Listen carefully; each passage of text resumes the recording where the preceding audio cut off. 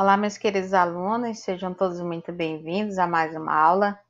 Eu sou a professora Diane Marques, professora de Ciências do Ensino Fundamental 2.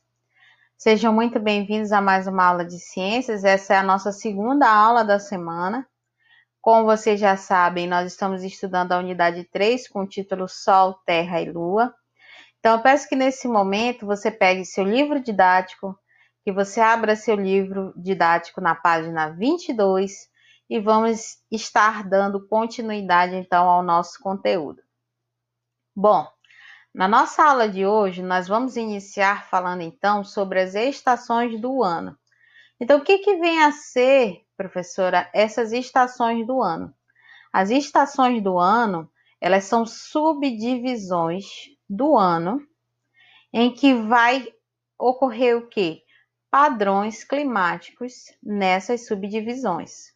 Ou seja, dependendo da subdivisão que você esteja durante o ano, vai ocorrer um padrão climático diferente do outro, né? Então, isso não significa que todas as localidades do nosso planeta ou da nossa região ou do nosso hemisfério, eles venham ocorrer padrões iguais, tá? Ao contrário, isso não acontece. Isso vai depender muito de alguns fatores. Por exemplo, vai depender do local onde esteja acontecendo aquelas estações do ano, vai depender da latitude daquela região, vai depender da altitude e da quantidade de água. Então, dependendo desses fatores, esses padrões climáticos gerais, eles vão acontecer de formas diferenciadas. E aí nós temos que entender, né, o que é essa latitude. Professora, a senhora está dizendo que esses padrões climáticos que acontecem durante o ano, ou seja, durante essas estações do ano, elas vão se variar. Mas aí nós temos que entender o que então é essa latitude, né? O que é essa latitude, o que é essa altitude? Bom, a latitude, ela é uma medida de distanciamento da linha do Equador para o Polo Norte ou para o Polo Sul. Então, com certeza você já deve ter visto em geografia, estudando geografia, que existem linhas imaginárias, né, que dividem o nosso planeta Terra. E uma dessas linhas é a linha do Equador. Então, você tem um planeta Terra aqui e existe uma linha invisível que você não vê, uma linha na horizontal que corta, né? Que ela corta o nosso planeta Terra bem no meio. É uma linha imaginária, mas que existe ali, né? Dividindo o nosso planeta Terra em dois polos. Então, a partir da linha do Equador para cima, o Polo Norte, há uma medida, né? Então, a partir da linha do Equador, você tem a 0 graus. Quando vai para cima ou para baixo, essa medida ela aumenta para 90. Então, saindo aqui da linha do Equador para cima, o Polo Norte, eu tenho 90 graus, e daqui da linha do Equador para o sul, eu tenho 90 graus. Essa é a medida desses polos. E aí, o nosso território brasileiro, ele está localizado entre 5 graus a 60 graus do Polo Sul, ou seja, para a região da metade para baixo do nosso planeta Terra. Então, dependendo da latitude, da altitude, ou seja, a altitude, ela está relacionada à altura, né? A altitude, altura. Dependendo de onde esteja aquela região, a altura que esteja aquela região em relação ao nível do mar. Então, dependendo da altura que aquela região esteja, dependendo da latitude que aquela região esteja, dependendo da quantidade de água que ela esteja, vai ocorrer o quê? Essa variação desses padrões climáticos que ocorrem durante essas subdivisões durante o ano, que são chamadas de estações do ano. Então, dependendo desses três fatores, da latitude, da altitude e da quantidade de água, Isso vai fazer com que essas subdivisões do ano, que ocorrem esses padrões climáticos, vai fazer com que ocorra essa variação. Então, vai ter região em que a temperatura ela vai ser muito elevada, vai ter outra região em que vai ocorrer uma queda muito grande de vegetação, caracterizando o outono. Vai ter região em que as temperaturas elas vão estar extremamente baixas, caracterizando o inverno, e as outras e vai ter região também em que vai haver a questão do desabrochamento, né, das flores, que vai caracterizar então a estação primavera. Então, existem 4 estações do ano: o verão, o outono, o inverno e a primavera.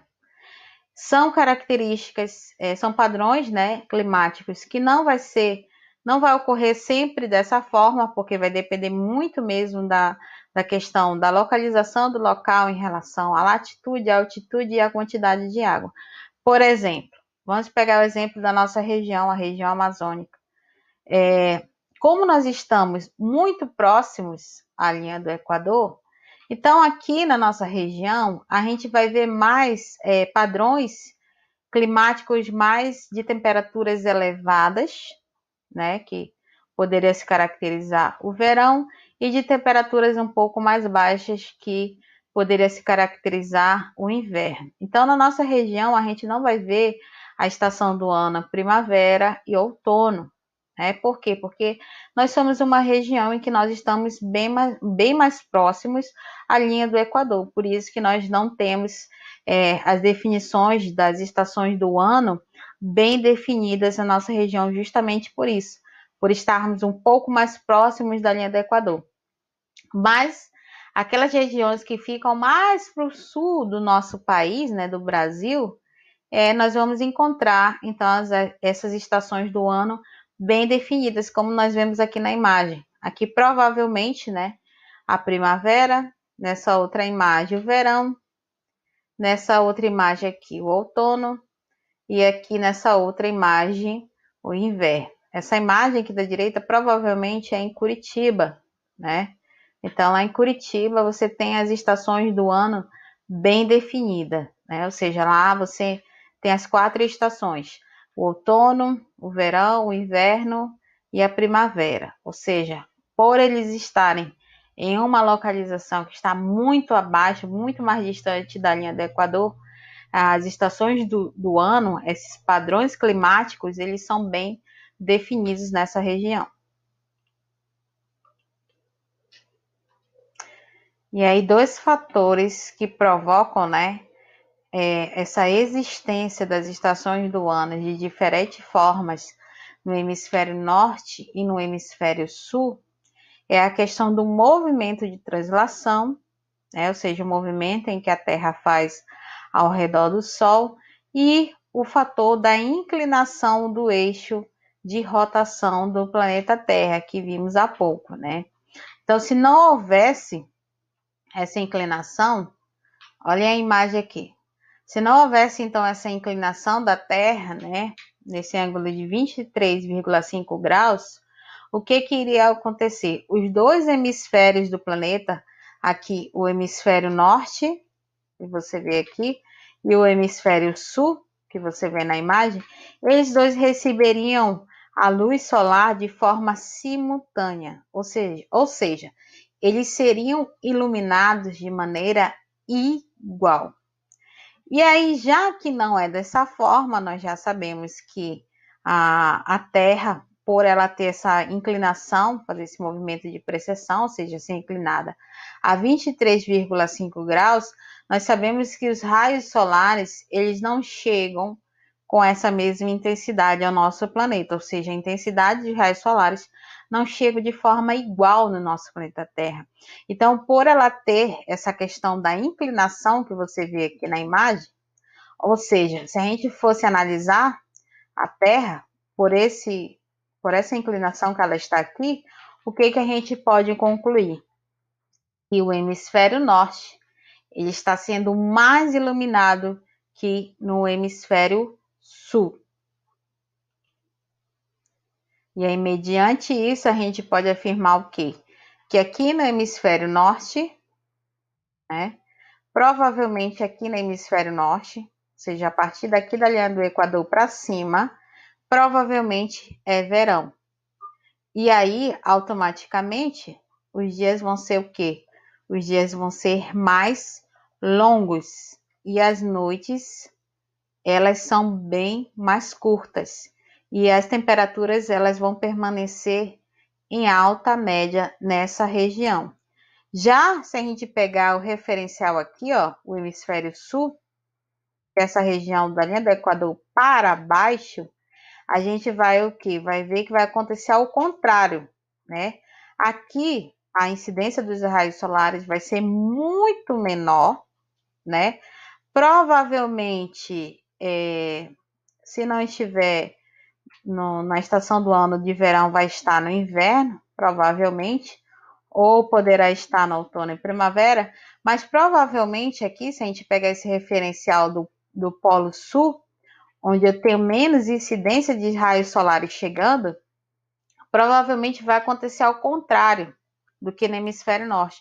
Aí no hemisfério sul, que é essa região que nós estamos vendo aí, provavelmente, né, vai ocorrer o quê? Que os dias eles vão ser mais curtos, as noites elas serão mais longas e as temperaturas aí na região será com certeza muito mais baixa que a média daquela região. Então, é o que acontece provavelmente aí nos meses de julho, né? Então, quanto maior a latitude, ou seja, quanto mais você for para o Polo Sul do nosso país, mais vai ser perceptível essa duração de dias e de noites. E as temperaturas máximas e mínimas no verão e no inverno, elas também durarão mais. Ou seja, quanto mais você estiver, né, quanto maior for a latitude daquela região, do mundo, da região que você está no planeta, então quanto maior for a latitude, quanto mais distante você estiver da linha do Equador, mais vai ser perceptível essa questão da duração dos dias e das noites, e também vai ser mais evidente a questão das temperaturas máximas e mínimas no verão e no inverno. A nossa região, que é a região amazônica, essas diferenças elas não são quase que perceptíveis, como já falei para vocês. Por quê? Porque nós estamos bem próximos à linha do Equador, né? Então, na nossa região vai ser mais comum a gente ver períodos de chuva e períodos sem chuvas. Então, a gente vai ver mais como se fosse o verão e o inverno na nossa região.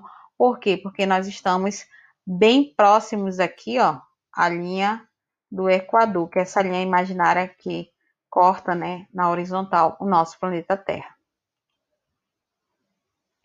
Bom, na imagem da página 23, nós temos aí então uma ilustração mostrando o solstício e o equinócio.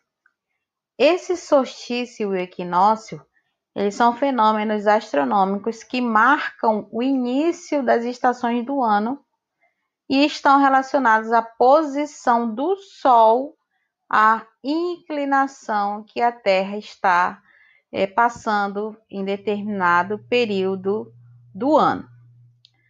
Os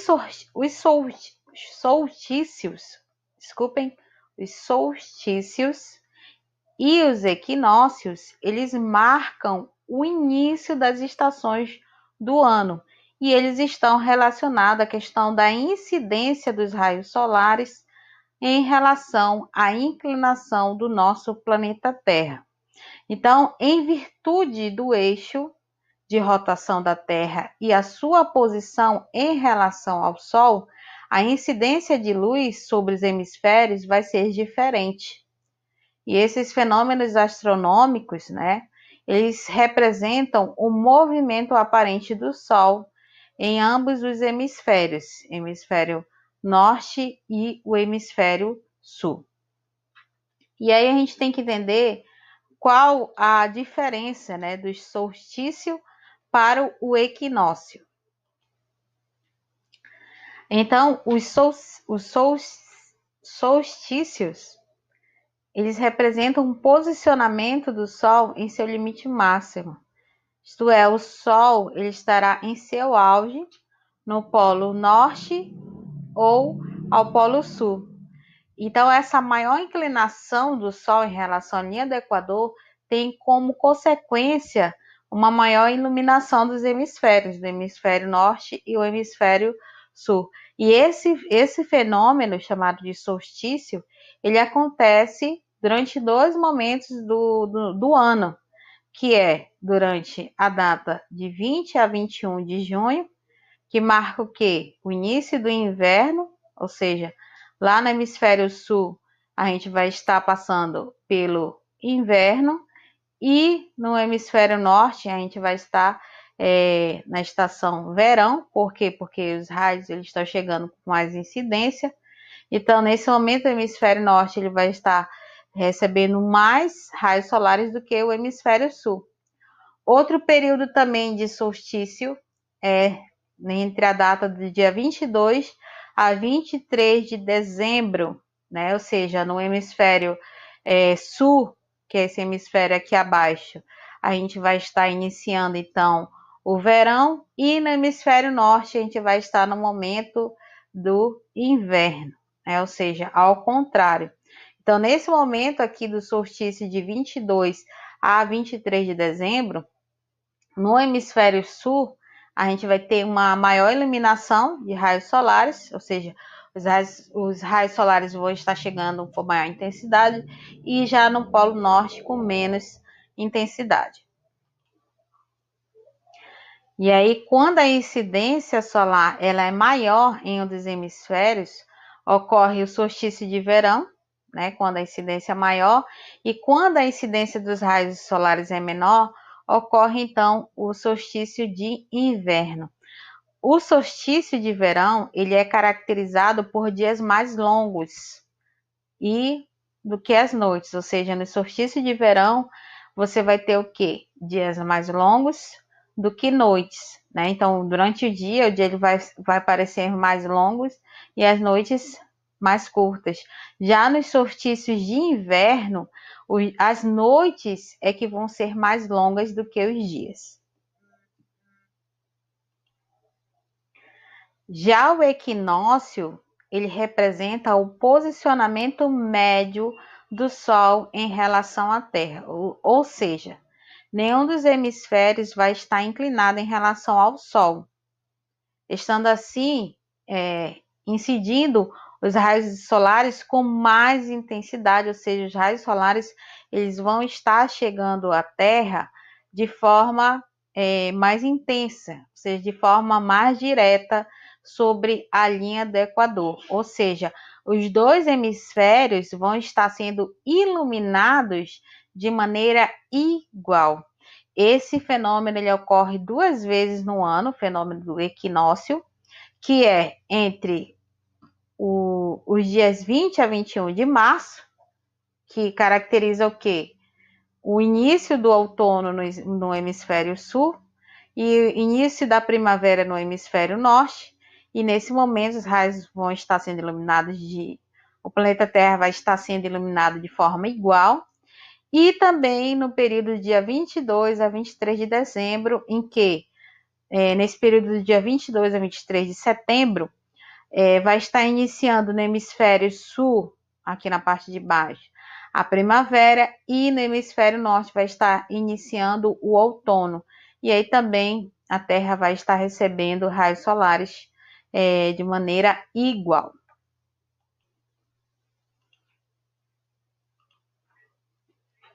Esse experimento da página 24 do Fazendo Ciência não precisa os senhores fazer, tá bom?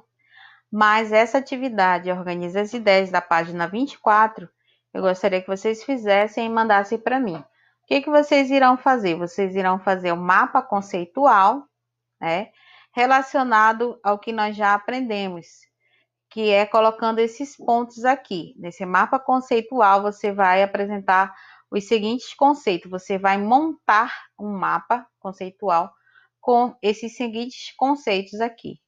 Lei das órbitas, ou seja, a primeira lei de Kepler. Lei das áreas, segunda lei de Kepler. Leis dos períodos, que é a terceira lei de Kepler. Leis da gravitação universal. Movimentos celestes e movimentos terrestres, tá? Então, você vai criar um mapa conceitual mostrando aqui, né, dando definição desses seguintes conceitos que já estudamos. Vamos falar então agora sobre as fases da Lua, né? Vamos estudar um pouquinho sobre essas fases. Então, quando a gente olha para o céu, a gente percebe o quê? Que a Lua, ela aparenta, né? Ela tem diversos formatos. Tanto que se você for ver aqui, né, nesse calendáriozinho, você vai ver que ela apresenta formatos diferentes quando a gente olha para o céu. Então, é como se elas aparecessem em proporções diferentes, né? E isso a gente vê essa repetição desses formatos, dessas imagens, durante 29 dias. Então, quando acaba esse ciclo de 29 dias, olha só, olha o calendário aí que você está vendo. Então, do dia 1º ao dia 29, ela vai apresentar esses formatos diferentes no céu. Quando chegar no dia 30, você vai ver que o formato vai repetir conforme o que está aqui no dia 1º. Então, o ciclo desses formatos em que a Lua apresenta no céu, ou seja, as fases da Lua, o ciclo dessas fases vai durar por volta de 29 dias. E aí, esse ciclo de 29 dias que nos mostra, né, esse formato, essa sequência de formatos da Lua, vai nos ajudar o quê? Na questão da contagem dos dias e principalmente das semanas e meses. E aí a gente observa que a Lua, ela nem sempre ela vai apresentar o mesmo formato, ou seja, vai ocorrer essa variação. E aí a gente precisa compreender o porquê disso. Primeiro nós temos que entender que a Lua, ela não emite a luz própria, ou seja, a Lua, ela apenas reflete a luz que chega até ela vinda do Sol. E aí, além disso, ela apenas reflete apenas uma fração dessa luz que chega até ela para nós que estamos aqui na Terra. E aí a quantidade de luz que ela reflete é apenas uma face, tá? É apenas uma face dela que nós vemos. A outra face nós não conseguimos ver. É por isso que quando nós olhamos para o céu, a gente vê apenas uma face, né? Então, uma face da Lua que está refletindo a luz do céu. E aí, essa fase, né? Essa face que ela está refletindo é que vai determinar, então, as fases da nossa querida Lua. Bom, se a gente fizesse, então, uma analogia, né, para ajudar, para que a gente pudesse entender o ciclo das fases lunares, a gente poderia fazer uma analogia como um rosto de uma pessoa iluminado. Então, observe a imagem aí que você vê aqui na sua tela. Né? Você vê aí um rosto de uma pessoa sendo iluminado. Então, se você olhar essa pessoa de frente, o que vai acontecer? Você vai ver uma parte do rosto da pessoa sendo iluminado. Mas, se você for para o lado oposto à fonte da luz, ou seja, se você vier para cá, para trás da pessoa, o que vai acontecer? Você não vai ver praticamente nada do rosto da pessoa, né? Então, a gente percebe o quê? Que o rosto da pessoa continuaria sendo iluminado, só que você não veria. Então, é mais ou menos isso que acontece com a Lua. Então, como o seu período de translação e de rotação é um período igual, ou seja, cerca de 27 dias, sempre vamos ver a mesma face da Lua, né? Ou seja, as diferentes fases lunares estão relacionadas com a porção de luz que chega nessa face da Lua, que é vista da mesma posição, né, de qualquer parte do nosso globo terrestre, seja ela no Brasil ou qualquer outro país. E aí convencionou-se, né, pelos pesquisadores, então, dividir essas fases da Lua em 4, que é a Lua Nova, a fase de Lua Nova, Lua Crescente, Lua Cheia e Lua Minguante. E a primeira fase, né, a primeira fase da Lua é a Lua Nova. Essa Lua Nova é a fase em que a Lua ela não está sendo iluminada, né? Ou seja, a face não iluminada, que não está recebendo os raios solares, está voltado para o nosso planeta Terra. Então, realmente não é possível que a gente observe a Lua. E aí, conforme os dias vão passando e que ela vai sendo iluminada pelos raios solares, é aí que vai aumentando gradativamente essa questão da iluminação, e aí que a gente começa a ver aquele fiozinho de luz sendo formado. E é aproximadamente uma semana após essa fase de lua nova, ou seja, cerca da metade da lua é visível na Terra. E aí se trata do quarto crescente, em que a lua ela é visível já durante a tarde e continua assim por cerca da metade da noite. E aí mais tarde, depois de 7 dias, todo aquele disco lunar é visível, você consegue ver toda ela, né? Toda a luz ali que ela está refletindo do Sol. Você consegue vê-la num todo. E aí essa fase em que você consegue visualizar ela no todo é a fase de lua cheia, né? Então ela fica brilhando durante todo o céu noturno. E aí, na fase de lua cheia, a posição dela está oposta ao Sol. Então, nessa fase de lua cheia, você consegue vê-la no horizonte, ou seja, nascendo com o Sol, ou seja, na região leste, e aí depois ela se pondo junto com o Sol a oeste. E a partir dessa fase cheia da Lua, aquela porção iluminada do disco, ela vai diminuindo, vai começar a diminuir. E aí, uma semana depois, a gente tem a Lua, a fase da Lua minguante, né?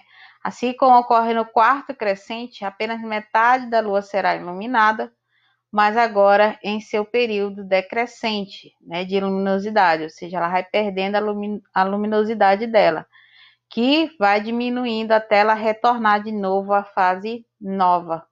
Então, a Lua minguante, ela pode ser vista no fim da noite e no início da manhã. E aí você tem aqui na próxima página, página 26, um diagrama, né? Resumindo, então, as fases da Lua, né? O ciclo lunar, que dura durante 29 dias. Então, você tem aqui no número 1, a posição dela, né? Ela está do lado oposto à luz solar, ou seja, ela não está recebendo nenhum tipo de luminosidade, não está refletindo nada de luz solar, então ela está na fase nova.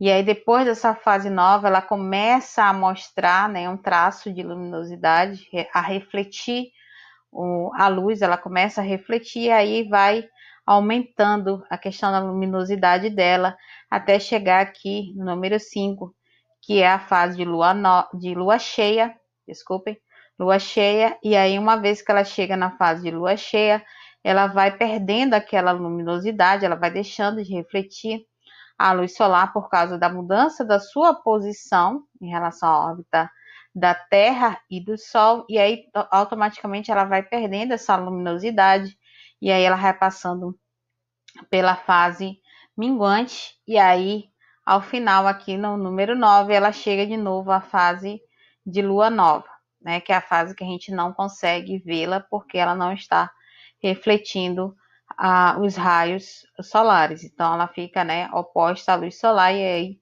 ela está na fase nova. Então aqui eu tenho número 1, fase nova, a fase nova, que é a primeira fase. Depois eu tenho de 2 a 4 a fase crescente. Depois, no número 5, eu tenho a fase cheia. E do 7 a 8 eu tenho a fase minguante. E aí depois da minguante eu tenho a fase de lua nova, que começa de novo o ciclo lunar. Bom, vamos falar então aqui sobre eclipse solar e lunar. É um fenômeno que há pelo menos 3.000 anos a humanidade ela vem observando, né, vem registrando. É um fenômeno natural.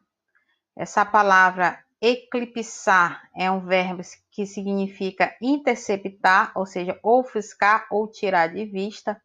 Então, todas as vezes em que você vê a Lua se posicionando entre a Terra e o Sol, você já sabe que você tem um eclipse solar. Agora, quando você tem a Terra ficando no meio, ou seja, entre o Sol e a Lua, impedindo que a luz do Sol chegue, né, ao satélite, a Lua, você já sabe que você já tem um eclipse lunar. Então, não esqueça. Eclipse solar é quando você tem a Lua se posicionando entre a Terra e o Sol. E eclipse lunar é quando você tem a nossa querida Terra ficando entre o Sol e a Lua. Você vai ter um eclipse lunar.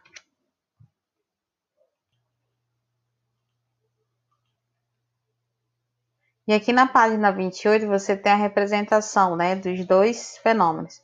Eclipse solar. Eclipse solar é quando a Lua ela fica, né, entre a Terra e o Sol.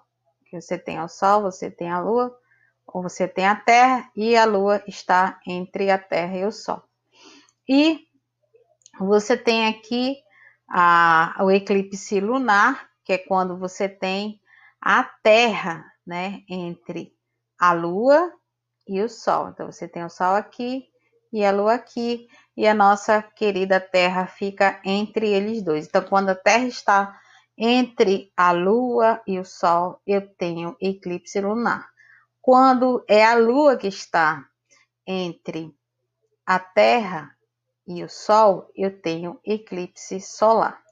E aí, nós temos que entender que quando você tem um eclipse, né, você tem a região de sombra, que é a região em que você vai ter você não vai ter a luminosidade sendo refletida, ou seja, você vai ter a região que a imagem ela vai ser totalmente escura, e vai ter a região de penumbra, que é essa região que você consegue ver certa luminosidade. Então, quando ocorre um eclipse, há essas regiões que você vai ver, né, regiões totalmente refletindo sombra, que você vai ter essa sombra escura, e vai ter essa região, que é a região da penumbra, né? Essa região é aquela região que você consegue enxergar algum tipo de luminosidade. Então, onde a penumbra ela é parcial, ou seja, você consegue ver um certo tipo de luminosidade, e você vai ter a região da sombra que você não vai conseguir mesmo enxergar nem um pouquinho de luminosidade. Então, meus queridos, esse foi o nosso conteúdo de hoje. Vamos passar então para a nossa atividade de hoje. Hoje você vai estar usando seu livro de atividade. Você irá fazer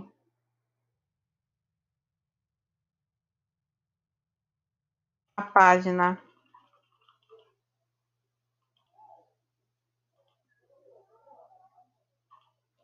página 14 do seu livro de atividade, questão 26 e 27. Tá bom, meus queridos? Essa é a nossa atividade de hoje. Então, boa tarefa para vocês e até a próxima aula.